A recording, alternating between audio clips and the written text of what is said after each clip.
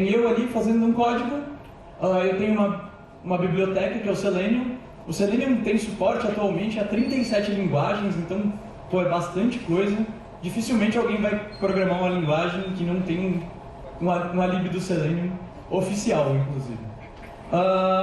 Bom, aqui no Selenium, aqui nesse bloquezinho onde está o logozinho do Selenium, você pode ou usar a biblioteca ou usar o Selenium Server. E o Selenium Server, ele provém o mesmo esquema de programação da biblioteca, só que era um pouco diferente. Então, Selenium é massa, e aqui eu tenho uma camada, que é o WebDriver, essa engrenagemzinha. Legal que a risca ficou bem em cima, né? Tem setinhas ali apontando todas as coisas. E, bom, eu tenho um browser no final, por exemplo, eu uso o Firefox. E isso é massa. A gente consegue fazer um ambiente para a gente automatizar coisas assim. E é muito massa porque eu estou aqui numa escala onde eu trabalho sozinho, né? Tem gente que trabalha na qualidade sozinho, assim, triste, solitário. Nossa, bastante gente. Mais do que eu gostaria, inclusive. Então, tem gente que trabalha assim, então é um fluxo normal, um fluxo padrão do Selenium.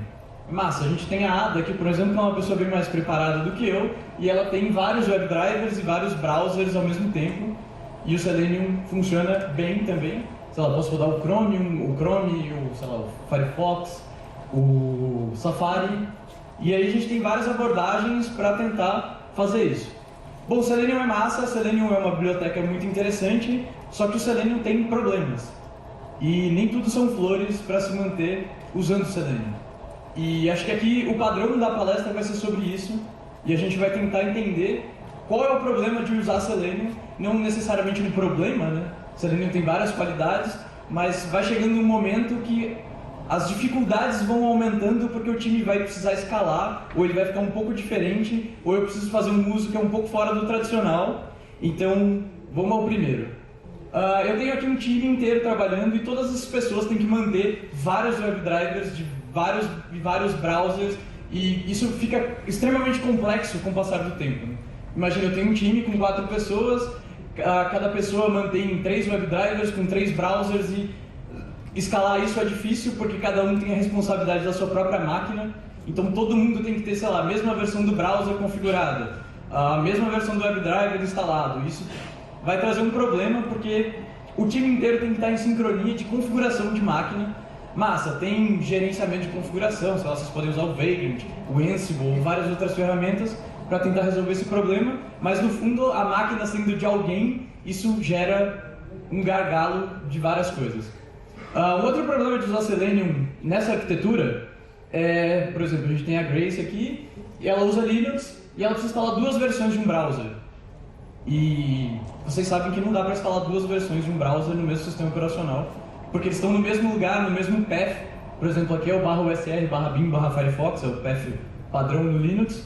E isso é um problema, porque se eu preciso manter compatibilidade, por exemplo, com a versão passada do Firefox, eu não vou conseguir instalar 2 versões. Isso se repete para todos os browsers. Não é possível fazer 2 instalações ao mesmo tempo. Esse é um problema. Outro problema que a gente tem, por exemplo, chegou o Turing aqui e falou: alguém precisa rodar um teste no Edge. Vocês sabem, precisa rodar no Edge, no Internet Explorer, mas você tem um time que é bem diverso e eles usam ferramentas totalmente diferentes. Por exemplo, a Ada usa FreeBSD, a Grace usa Gix, que é um ramo do Linux. A Liskov usa Apple. Então quem é que vai rodar o teste no Selenium usando o Edge? Ninguém. Fica inviável, né? Eu vou ter que manter uma máquina externa, com uma configuração externa, e a gente vai ter uma máquina a mais para dar um problema fora de todo mundo do time. Então, temos esse problema. É mais fácil mandar um e-mail para o cliente, né? Na máquina do dev funciona. Na do cliente não precisa funcionar nunca. Então o que mais que a gente tem aqui? Um outro problema que a Margaret falou pra gente aqui é que eu tenho integração contínua, eu preciso rodar builds, eu preciso fazer continuous deploy, eu preciso automatizar as tarefas. E onde é que vai rodar essa máquina? A máquina que roda o build do CI, por exemplo, do Jenkins, do GitLab CI, do Travis CI, do que vocês preferirem, tem um problema porque eu tenho mais uma máquina para configurar aqui. E essa máquina, ela é um problema no sentido de alguém tem um servidor que roda o Windows para poder automatizar o Edge. Isso é bem raro, um servidor com Windows. E outro problema que a gente tem, beleza, o servidor tem o Windows, conseguimos rodar o Edge e o Internet Explorer, mas a gente não consegue rodar o Safari. Então, o problema continua. E talvez o problema mais crítico, do meu ponto de vista, usando WebDrivers, usando o Selenium, é esse. Por exemplo, a Annie Ainsley perguntou assim, Bárbara, qual a versão do Gecko Driver que eu tenho que usar para funcionar com o Firefox 57? Alguém sabe qual é a versão do WebDriver que funciona com o Firefox 57? Então é o que a Discovery responde para ela, fala, você tem que ir no site de release do Gecko para saber qual é a versão correspondente. Isso é uma coisa que é um pouco asquerosa, porque nem todo WebDriver dá suporte para todo browser, e aí você pensa, vou instalar a versão mais recente do WebDriver, que ele vai dar suporte às versões passadas do browser. Mas isso não é verdade, isso não funciona, e aqui a gente tem mais um problema de manutenção, que vai ser difícil de lidar. E aí vocês entrarem lá na página, por curiosidade, bem aqui ele está falando, né? Essa última versão, a última release dessa semana, ele fala, a gente dá suporte para o Firefox 60+. E, bom, o 60 é a última release, mais é o beta, que ainda não saiu. E aí, vocês viram que tem que instalar o beta também, né, para fazer teste, para saber se vai funcionar na próxima versão do browser. Então, não dá para instalar duas, e assim, o problema vai crescendo e ele vai ficando maior, quanto mais máquinas você tem que configurar. Massa, então a galera do Selenium falou, bom, isso é um problema, isso vai ser muito difícil de resolver, o que a gente vai fazer? Então eles criaram o Selenium Grid. O Selenium Grid é uma adição que entrou na versão 2.0 do Selenium.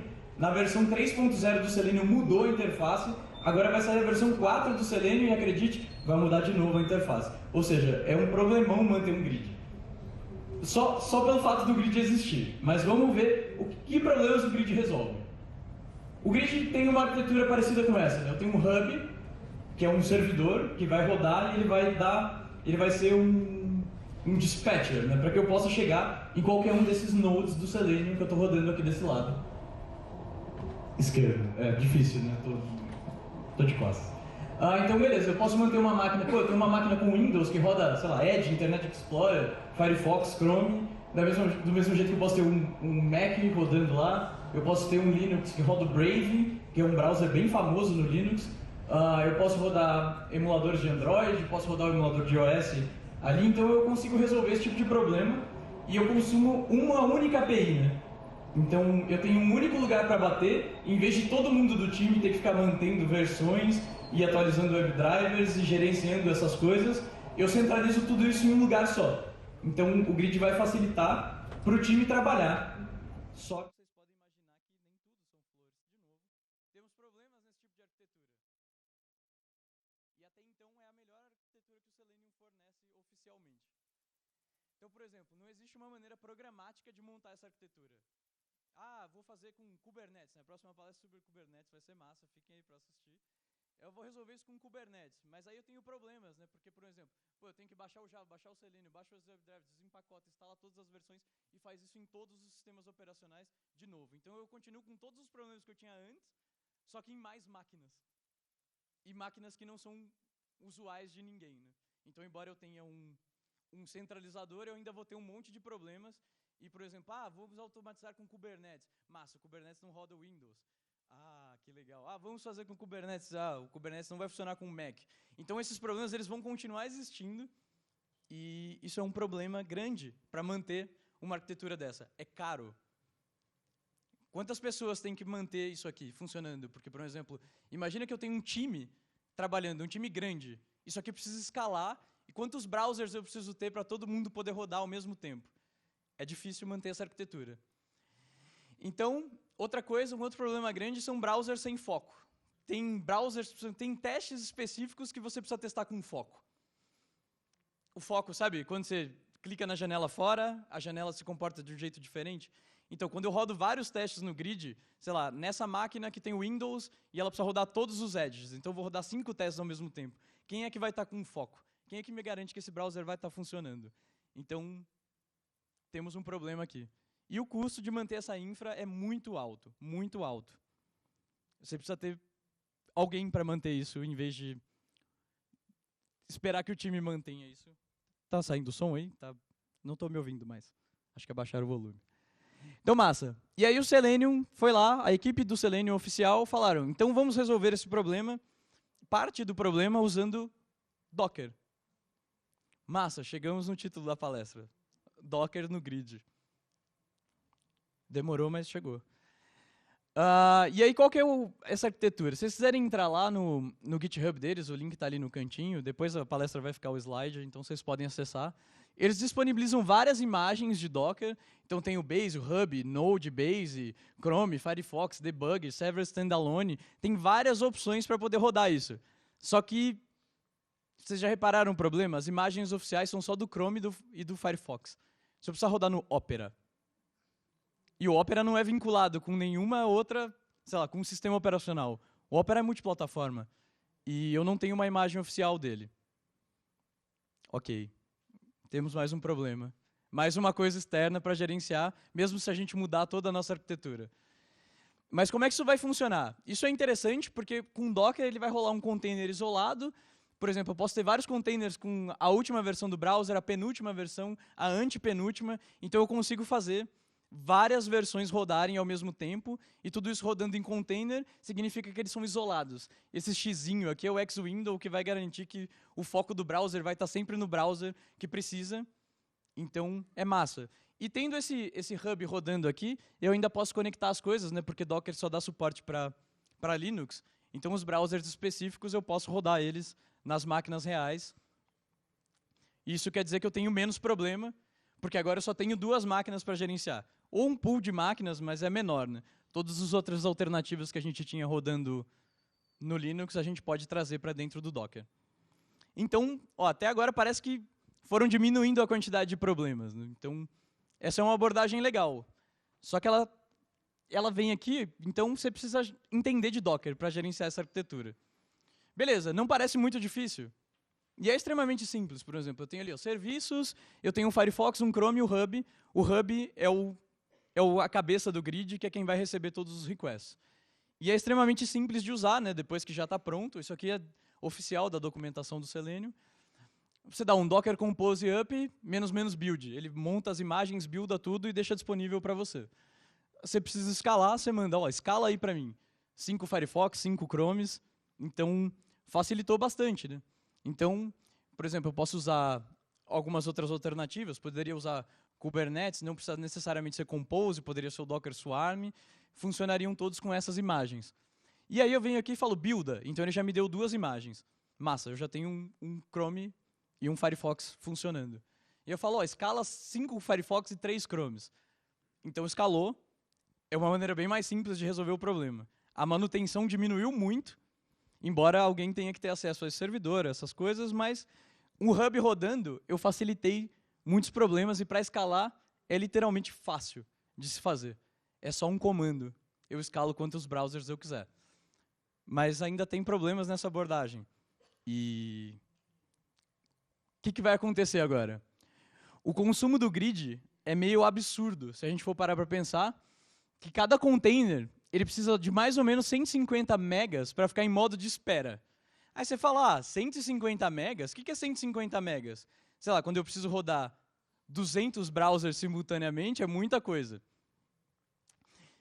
Um container conectado consome 300 megas, ele já dobrou. Isso só por o fato dele estar conectado lá.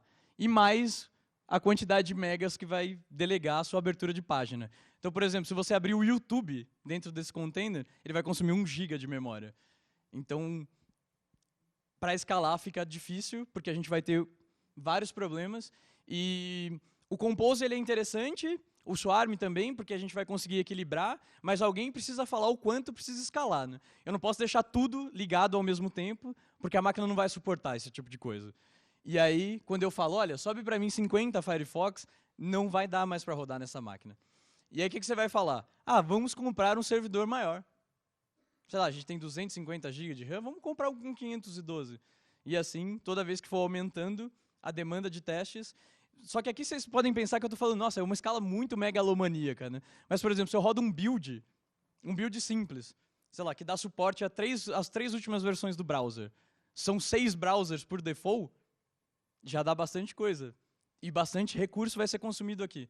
Aí eu disparo um build, fulano de tal dispara um build, alguém faz um merge, aí vocês já entenderam o problema, vai aumentando, a escala fica difícil de gerenciar, e é difícil de saber quantos Firefox eu tenho que ter agora, nesse exato momento, para suportar a infra de todo mundo trabalhando junto.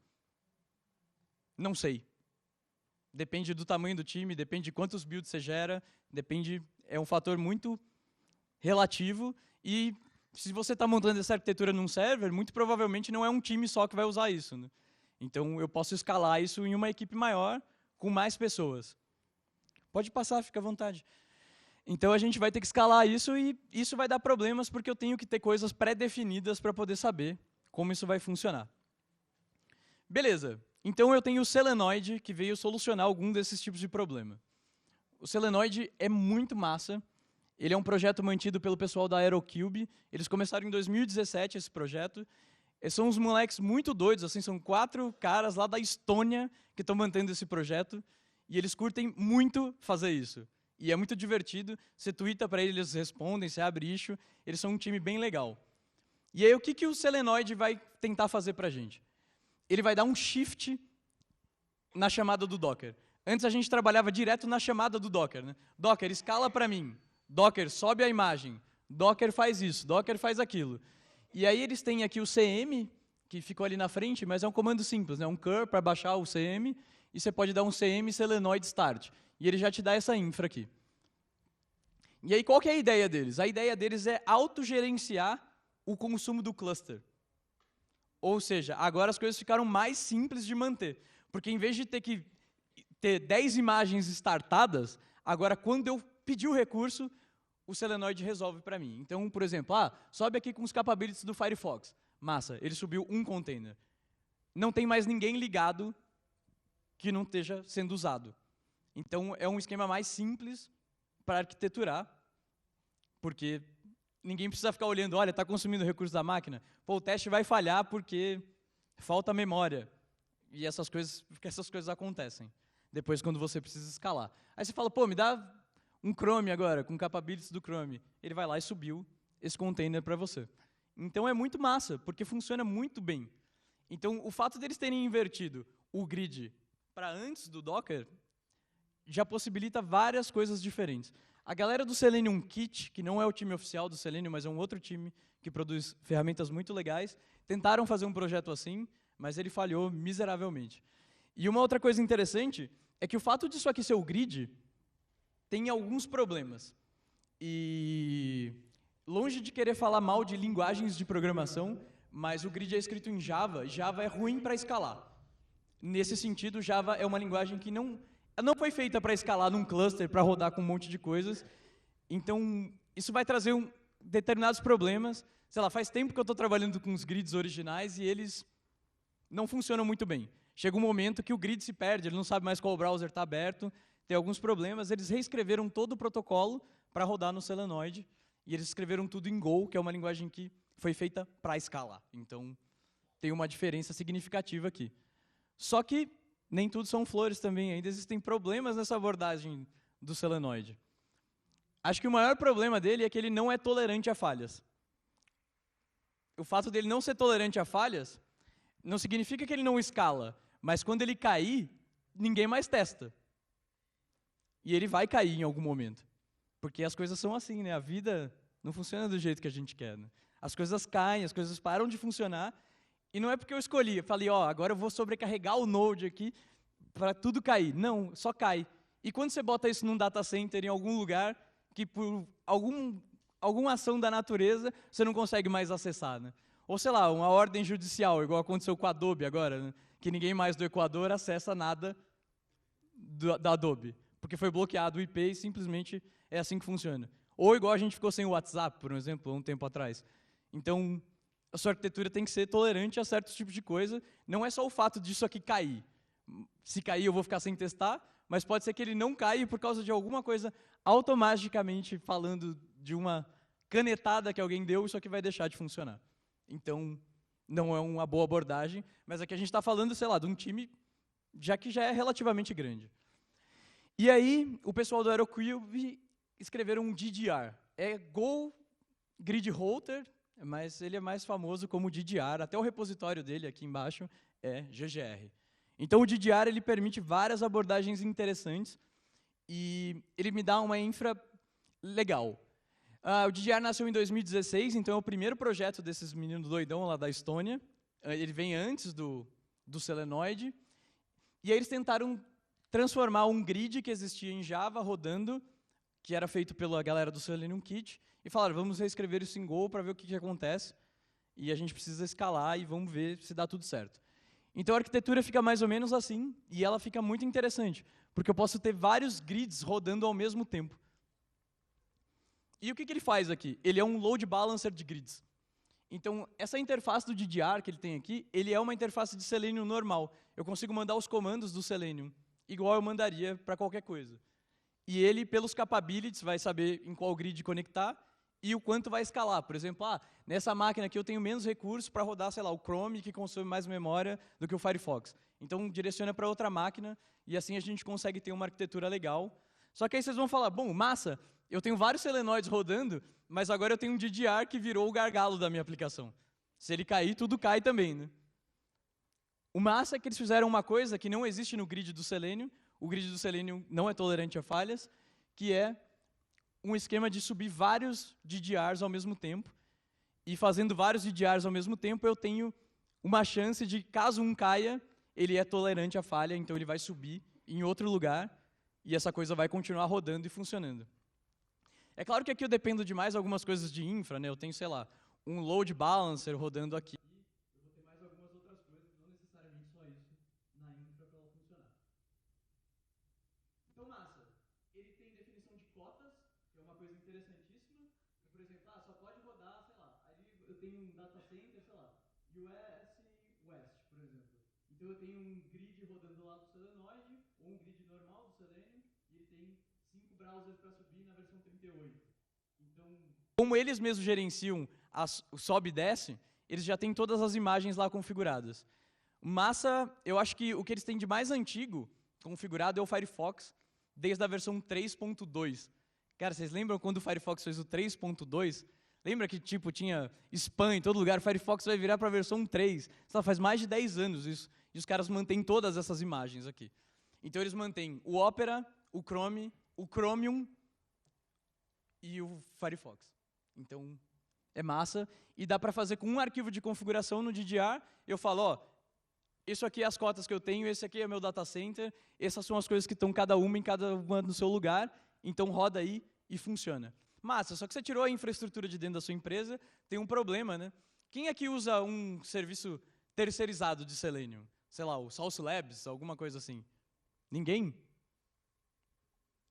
O Sauce Labs tem coisas de autenticação e todas aquelas coisas mais para garantir um pouco mais de segurança, porque senão está rodando na minha infra. E o DDR promove autenticação HTTP também. É simple HTTP, mas funciona também. E é massa. E aí eu só preciso passar aqui, tem ali o username, password, aonde está o meu DDR, que eu preciso conectar. Então, no final das contas, a gente saiu de uma arquitetura onde todo mundo tinha que manter tudo, para uma coisa que se monta automaticamente e funciona. É claro que depende do tamanho do seu time, né? Eu não vou sair escalando coisas megalomaníacas se eu preciso rodar um teste num browser uma vez por semana, né? Não vai ser assim.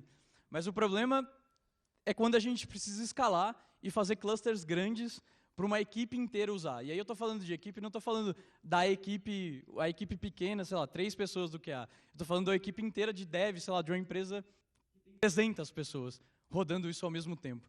Então, essa coisa precisa escalar, e é difícil escalar Selenium, e essa galera do AeroCube vem tentando fazer isso, e eu acho muito massa. Se vocês quiserem procurar depois pelos projetos, são muito legais. Eles tocam outros tantos projetos para automação web, que são muito interessantes. E acho que era isso que eu queria falar. Eu só dei uma pincelada em cima de todas as coisas. Eu queria fazer isso live code, mas o Papito só hackeou agora com o teclado, então eu não sabia que ia rolar. Mas a ideia é essa, se você precisa escalar, existem ótimas alternativas para escalar. E se vocês perguntarem para mim, nossa, Eduardo, eu preciso fazer uma coisa com Selenium, eu uso a lib default do Selenium, cara, começa pelo Selenoid. O Selenoid é estupidamente simples de fazer. Com 2 linhas de código, você está com tudo configurado. E não são 2 linhas de programa, é 2 linhas no shell. E ele está de pé. Então, ele é muito simples de configurar. você tem o Docker instalado na máquina e ele já gerencia tudo para você. E se você tiver um cluster externo, essas coisas funcionam e elas são extremamente simples. Acho que subir para um nível da escala do DDI, por exemplo, de tolerância a falhas e autenticação, é um passo muito grande, mas se vocês quiserem experimentar as ferramentas, acho que o Selenoid é uma boa porta de entrada. E acho que é isso que eu queria dizer, acabou meu tempo também, então é isso. Se vocês quiserem falar comigo, todos os meus contatos, /Dunossauro. Obrigado.